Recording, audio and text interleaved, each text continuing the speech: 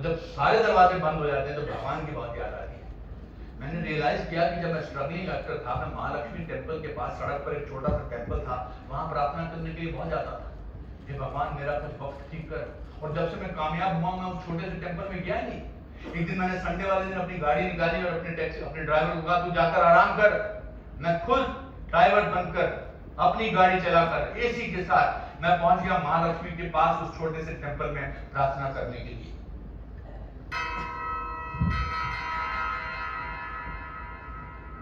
भगवान, I am sorry, मुझे माफ कर दो।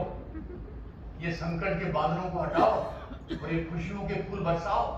आमतौर पर जब आप हिंदी फिल्म में भगवान को बहुत पेस्टर करते हैं तो या वो तंग आकर मुस्कुरा देते हैं या फिर आपके हाथ में कुछ फेंक देते हैं। लेकिन ये भगवान कुछ अलग ही मूड में थे।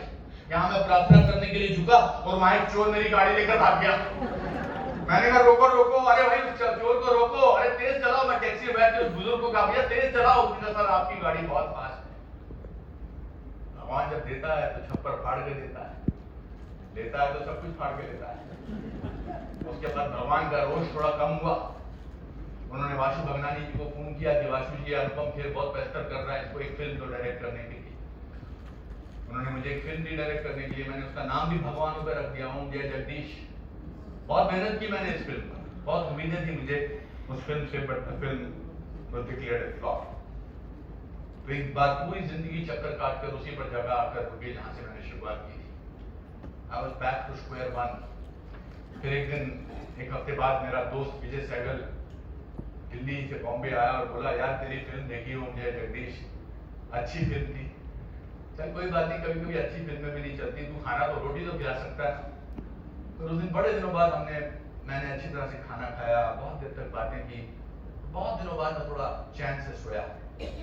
जब दूसरे दिन जाने लगा तो उसने मेरे हाथ में कागज थमा दिया।